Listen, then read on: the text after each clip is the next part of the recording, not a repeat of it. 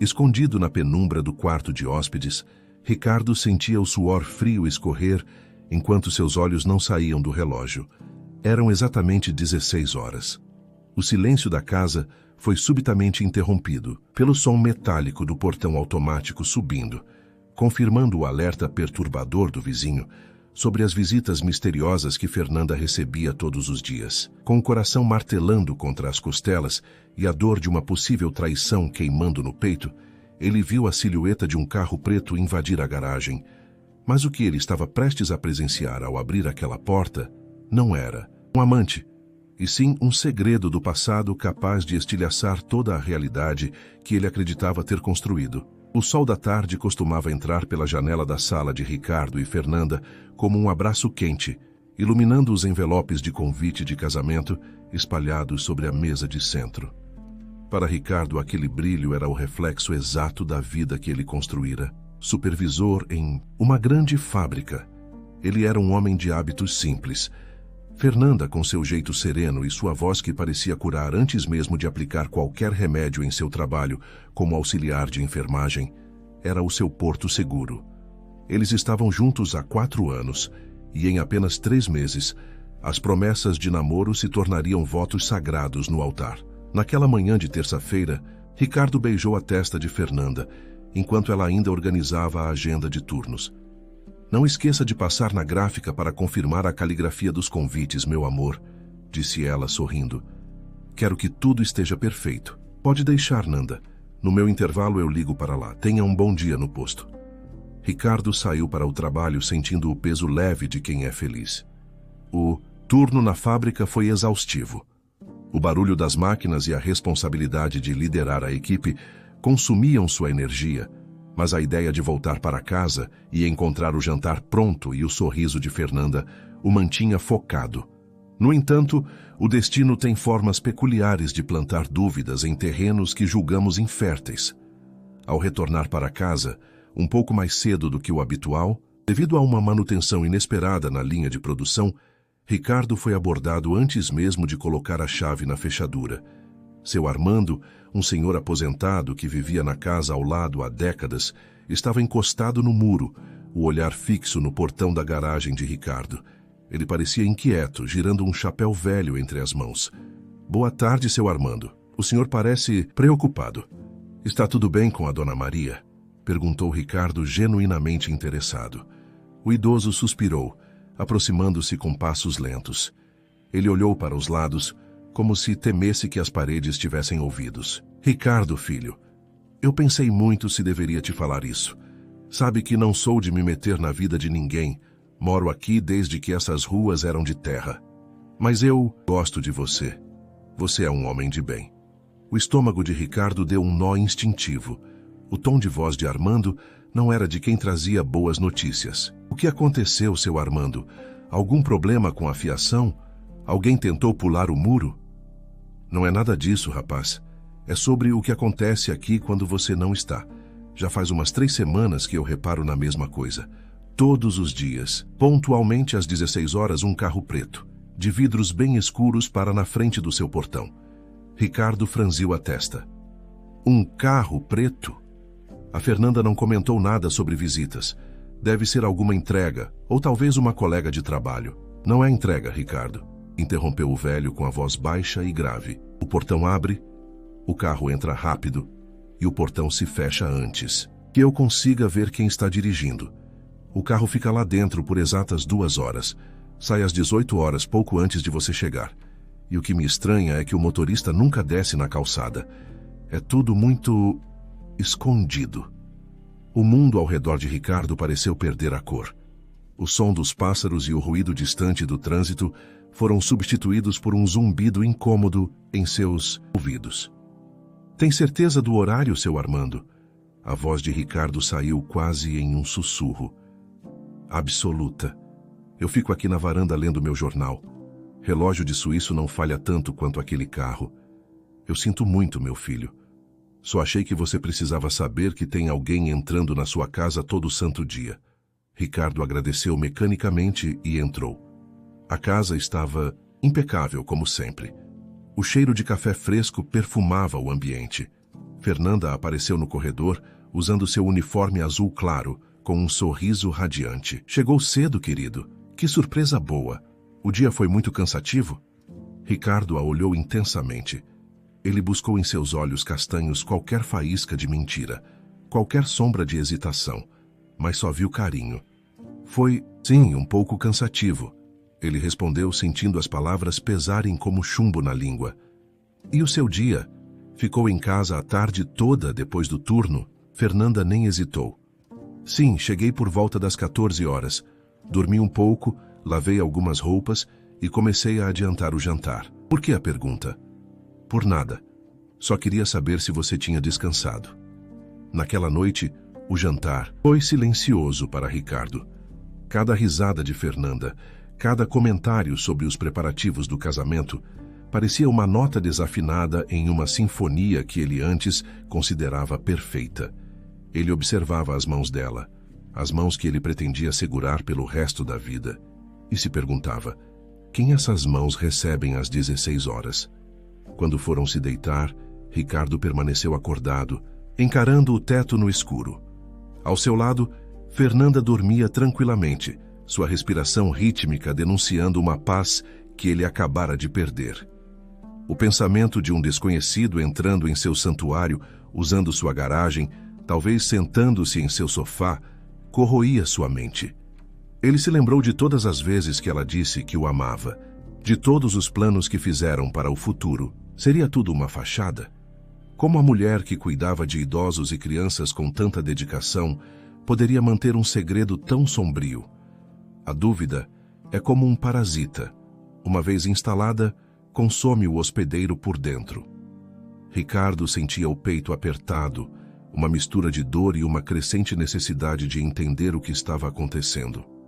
Ele não era um homem de confrontos impulsivos, mas o silêncio de Fernanda agora gritava em seus ouvidos. Às 16 horas, ele repetia mentalmente: amanhã o sol vai brilhar de novo e eu vou descobrir que tipo de sombra entra na minha casa quando eu viro as costas. O café da manhã, que antes era o momento preferido de Ricardo, tornou-se um exercício de atuação. Na quinta-feira, enquanto o sol ainda hesitava em surgir no horizonte, ele observava Fernanda mexer o açúcar na xícara. O tilintar da colher no metal parecia um cronômetro marcando o tempo que restava para a sua sanidade. Você está tão quieto esses dias, Ricardo, comentou ela, com uma nota de preocupação na voz. Algum problema na fábrica? Aquela máquina nova deu defeito de novo? Ricardo forçou um sorriso, embora sentisse o rosto rígido. Só cansaço, Nanda. Muita pressão para bater as metas antes do final do mês, mas vai passar. Você trabalha demais, querido. Devia tirar uma tarde para descansar. Talvez pudéssemos ver um filme ou caminhar na praça. Aquelas palavras que antes soariam como um convite carinhoso, agora soavam para ele como uma estratégia de distração. Ela quer que eu descanse, mas longe. Aqui, pensou ele amargurado. Ele sentia uma vontade avassaladora de gritar, de perguntar quem era o dono do carro preto, de exigir a verdade ali mesmo. Mas ele conhecia a natureza humana. Se a confrontasse sem provas, ela poderia inventar uma desculpa convincente, e ele viveria para sempre na sombra da incerteza.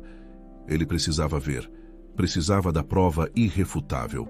Naquela manhã, após sair para o trabalho, Ricardo não foi para a fábrica. Ele parou o carro em um posto de gasolina afastado e ligou para o seu superior. Patrão, não vou conseguir ir hoje. Tive um problema pessoal urgente em casa, algo com a fiação que pode ser perigoso. Preciso resolver isso agora para não ter prejuízo maior depois. O pedido foi aceito com relutância, mas Ricardo não se importava. Sua mente já estava quilômetros à frente, desenhando o mapa daquela tarde. Ele passou as horas seguintes em um estado de transe vigilante. Comeu um sanduíche qualquer em um banco de praça, observando o movimento das pessoas, sentindo-se um estranho em sua própria vida. Todos pareciam ter destinos claros, enquanto ele estava prestes a colidir com a verdade. Por volta das 14h30, Ricardo estacionou seu carro a 3 quarteirões de distância, em uma rua arborizada onde passaria despercebido. Ele caminhou com o boné abaixado, evitando olhar para as casas vizinhas. Ele sabia que seu Armando estaria em sua varanda. mas não queria que nem mesmo o aliado soubesse que ele estava ali. A discrição era sua única arma. Ele deu a volta pelo quarteirão e acessou o beco que dava para os fundos de sua propriedade. Com o coração martelando contra as costelas, ele pulou o portão baixo de madeira e deslizou para dentro do quintal. A porta dos fundos, que dava para a lavanderia, estava, como ele esperava, apenas encostada. Fernanda confiava na segurança do bairro, ou talvez, pensou ele, precisasse de saídas fáceis. Dentro da casa, o silêncio era absoluto, quebrado apenas pelo tic-tac do relógio da cozinha. O cheiro de amaciante de roupas pairava no ar. Ricardo moveu-se com a cautela de um invasor. Ele seguiu para o quarto de hóspedes, um cômodo pequeno que usavam basicamente para guardar caixas e roupas de inverno. A porta tinha uma fresta estratégica que permitia uma visão clara do corredor de parte da sala e, o mais importante, da porta interna que vinha da garagem. Ele se acomodou em um canto atrás de uma poltrona velha. O calor dentro do quarto era sufocante, mas ele mal percebia. Seus sentidos estavam aguçados ao extremo. Ele imaginava o que encontraria. Seria um homem mais jovem? Alguém do passado dela? A raiva borbulhava em seu peito. Uma torrente quente que ele tentava controlar para não perder o foco. Ele sentia que estava sendo roubado, não de bens materiais, mas da sua dignidade e da história que construíram. Como ela pôde?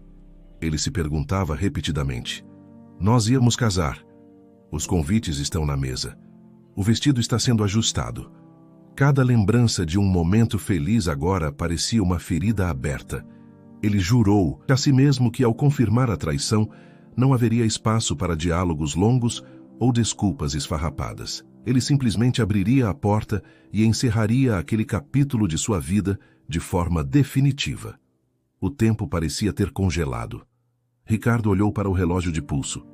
15h30. Meia hora. Ele ouviu passos na casa. Era Fernanda. Ela caminhava pela sala. Parecia estar organizando as coisas.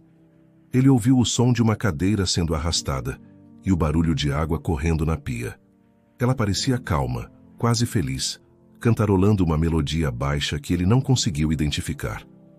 Aquela tranquilidade o irritava profundamente. Como alguém podia ser tão cínico a ponto de cantar enquanto esperava o amante na casa que dividia com o noivo? Ele apertou os punhos. O desejo de justiça era a única coisa que o mantinha imóvel. Ele não queria apenas o flagrante, ele queria ver a máscara dela cair. Queria que ela sentisse o peso do erro no momento em que seus olhos se cruzassem. 15h45. O suor escorria por suas têmporas. Ricardo respirava pausadamente, tentando acalmar o batimento cardíaco que parecia ecoar nas paredes vazias do quarto de hóspedes. Ele se lembrou da última vez que foram à praia, de como ela segurou sua mão e disse que ele era o homem mais íntegro que ela já conhecera. Mentira, ele pensou. Tudo uma grande e bem arquitetada mentira. 15h55. O silêncio na rua parecia mais denso. O som de um motor se aproximando começou a crescer. Ricardo colou o olho na fresta da porta. O barulho do motor parou exatamente na frente do portão da garagem. Ele ouviu o estalo mecânico do motor do portão automático sendo acionado. O som metálico do portão subindo foi como um gongo anunciando o início de um julgamento. O carro entrou.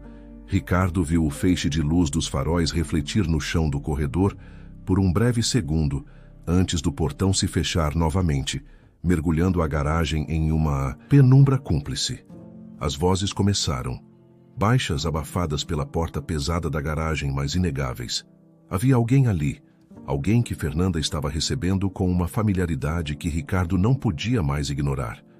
Ele se levantou lentamente, os músculos tensos, pronto para o confronto que mudaria sua vida para sempre. O momento da verdade havia chegado, e ele estava pronto para enfrentar qualquer dor, desde que a mentira acabasse ali. O relógio na parede da sala marcou exatamente 15h58, quando o mecanismo do portão automático soltou seu último suspiro metálico. Ricardo, escondido na penumbra do quarto, viu a porta que ligava a garagem à sala se abrir lentamente. Ele preparou os pulmões para o confronto, a adrenalina disparando em suas veias, pronto para saltar e expulsar de sua casa o homem que ousara tomar o seu lugar.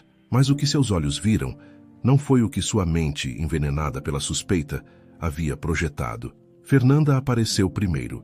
Ela não usava a expressão de alguém que estava prestes a cometer uma traição. Seu rosto estava vincado por uma concentração profunda e uma ternura que Ricardo raramente via, exceto quando ela cuidava de seus pacientes mais frágeis. Ela estava curvada para o lado, segurando com firmeza, mas com extrema delicadeza, o braço de uma senhora idosa. A mulher tinha os cabelos brancos como a neve, presos em um coque frouxo que deixava escapar alguns fios rebeldes. Ela vestia um casaco de lã, apesar do calor da tarde, e seus pés moviam-se com passos minúsculos, incertos, como se o chão fosse feito de vidro fino. Isso, devagar. A voz de Fernanda era um sussurro doce que preenchia a sala. Só mais um passo, querida. O sofá está logo ali.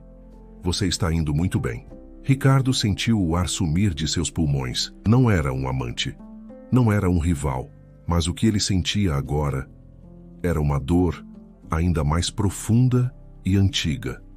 Uma ferida que ele acreditava ter cauterizado com o fogo do esquecimento. Ao observar o rosto da idosa sob a luz da tarde, o tempo pareceu colapsar.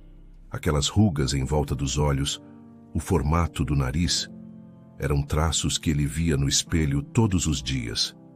Era Dona Helena, sua mãe. O choque foi tão violento que Ricardo precisou se apoiar na parede para não cair. A última vez que vira aquele rosto, ele tinha apenas 7 anos. Ele se lembrou vividamente do cheiro de alfazema que ela usava, do som da mala sendo fechada e do barulho do carro de um estranho partindo, levando embora a única pessoa que deveria protegê-lo. Ela o deixara para trás com uma avó cansada e doente, partindo para viver uma vida da qual ele não fazia parte. Por décadas, Ricardo transformou sua dor em uma armadura de gelo. Ele proibiu fotos, queimou cartas antigas e jurou que aquela mulher estava morta para ele. Para o mundo, ele era um órfão por escolha. E agora, ali estava ela, dentro de sua casa, sendo conduzida por sua noiva. Onde estamos? Perguntou a idosa com a voz trêmula, os olhos vagando perdidos pela sala, sem foco. É a escola do meu menino? Preciso buscar o Ricardo. Ele não gosta de esperar no portão. Fernanda a ajudou a sentar-se no sofá, acomodando almofadas atrás de suas costas com um cuidado quase sagrado. Não, hoje não é dia de escola, respondeu Fernanda, limpando uma lágrima que teimava em descer pelo rosto da idosa. Hoje nós vamos descansar um pouco aqui. O Ricardo está bem? Ele está trabalhando. Ricardo, na fresta da porta, sentia o peito arder.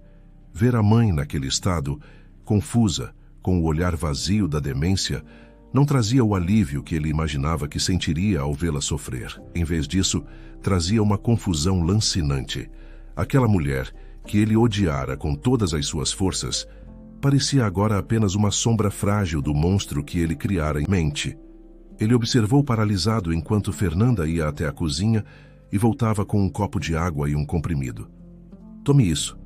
Vai ajudar a senhora a se acalmar, disse Fernanda, sentando-se ao lado dela.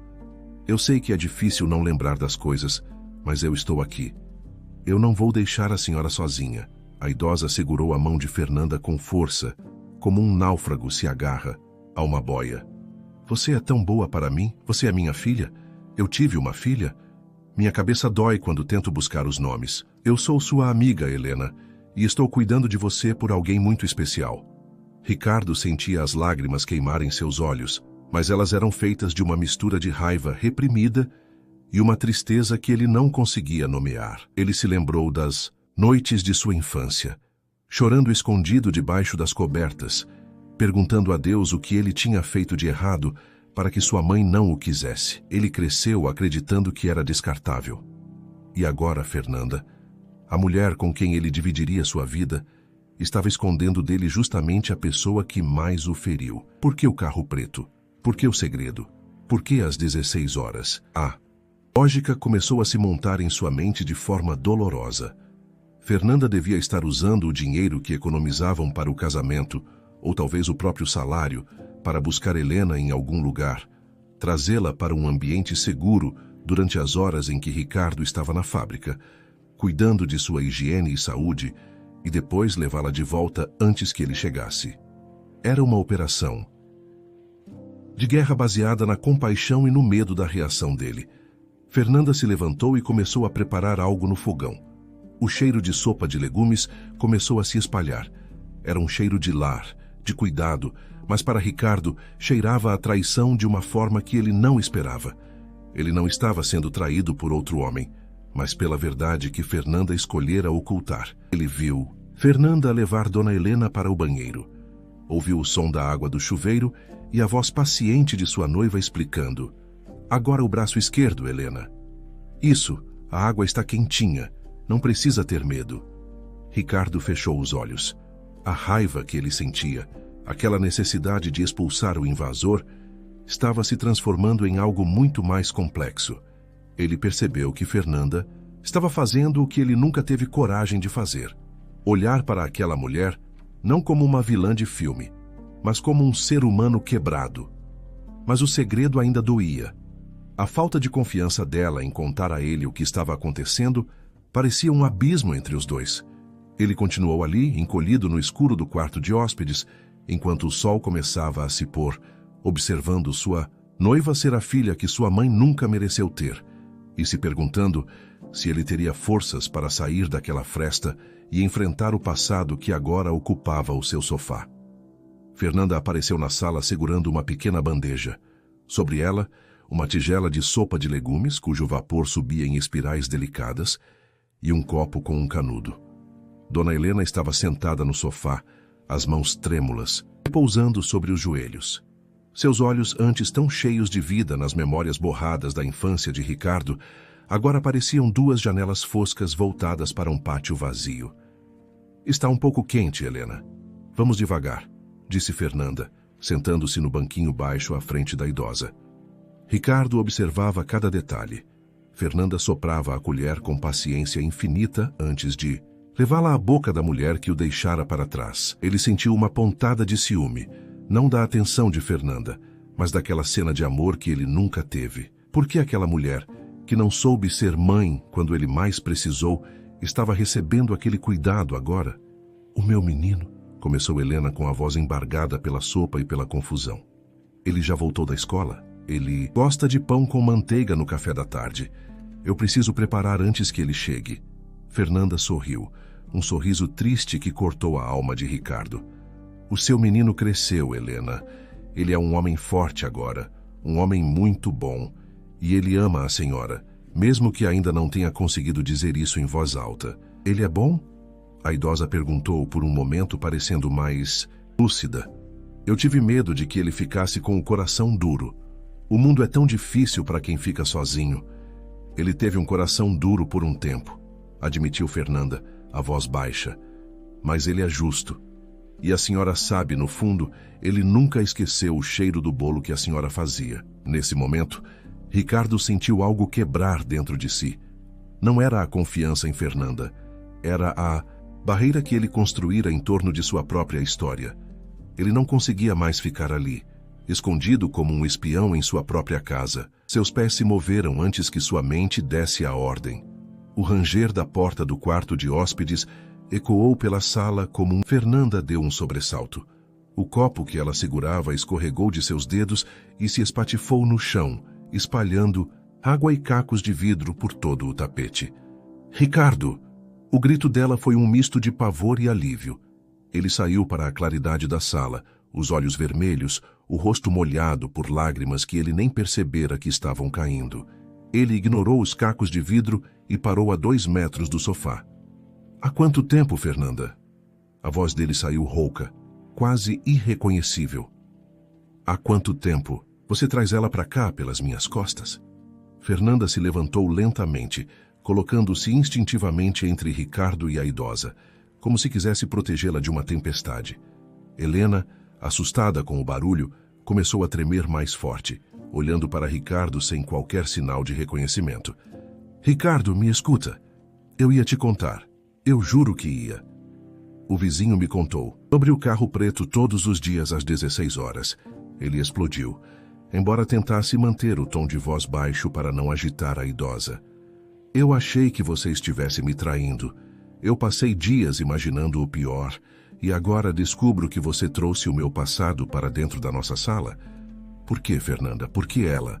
Fernanda respirou fundo, tentando conter o próprio choro. Porque ninguém mais faria isso, Ricardo. Eu a encontrei há 3 meses em um quarto de pensão imundo. O dono da pensão ia colocá-la na rua porque ela não sabia mais onde guardava o dinheiro da aposentadoria e o homem que vivia com ela, aquele homem. Ele simplesmente desapareceu quando percebeu que ela estava ficando doente. Ricardo desviou o olhar para a mãe, que agora sussurrava, palavras desconexas abraçando os próprios ombros. Ela me abandonou, Fernanda. Ela escolheu ir embora.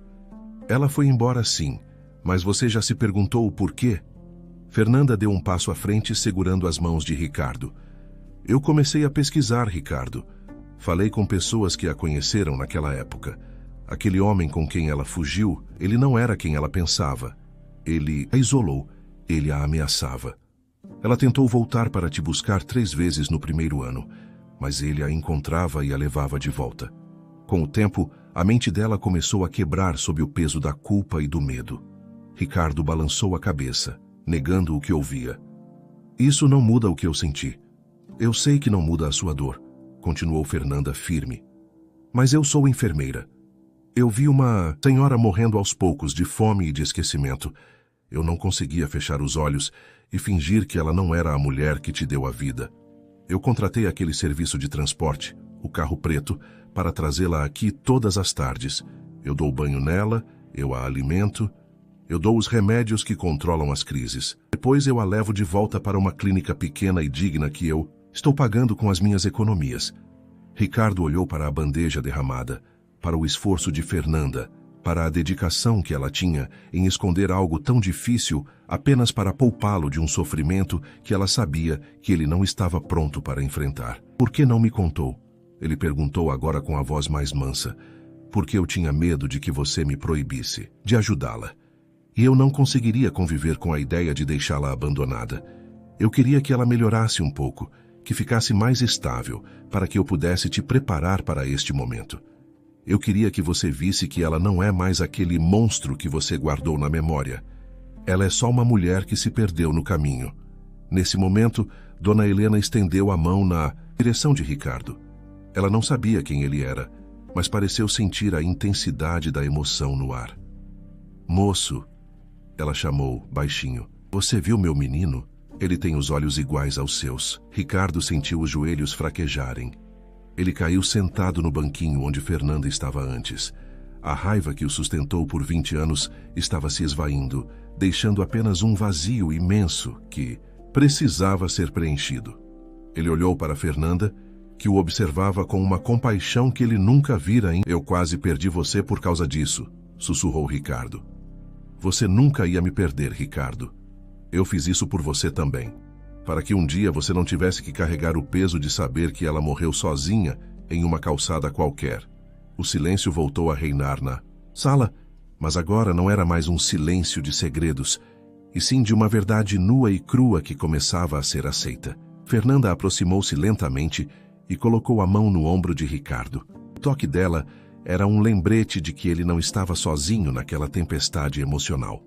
Ela não disse nada por alguns minutos, permitindo que ele processasse a imagem da mulher que ele odiara por 2 décadas. Eu não sabia que ela estava assim, sussurrou Ricardo sem desviar os olhos de Dona Helena. Na minha cabeça ela era uma mulher forte, egoísta, que tinha ido embora rindo. Ver essa sombra do que ela era faz com que minha raiva pareça pesada demais para carregar. Fernanda se afastou por um momento e voltou com uma sacola de lona antiga, de cor, desbotada, que ela mantinha guardada em um armário alto. Ela a colocou no colo de Ricardo. Eu encontrei isso no fundo de um baú, no quarto de pensão onde ela estava, explicou Fernanda. São cartas, Ricardo, dezenas delas. Algumas estão amareladas pelo tempo, outras são mais recentes, escritas com uma letra trêmula que quase não se entende. Com as mãos ainda trêmulas, Ricardo abriu a sacola.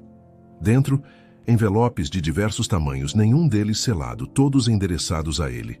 Ele abriu o primeiro. datado de 15 anos atrás. À medida que lia as palavras escritas em um papel simples, a muralha de gelo que ele construíra em volta do próprio coração começou a rachar. As cartas narravam uma história de medo e controle.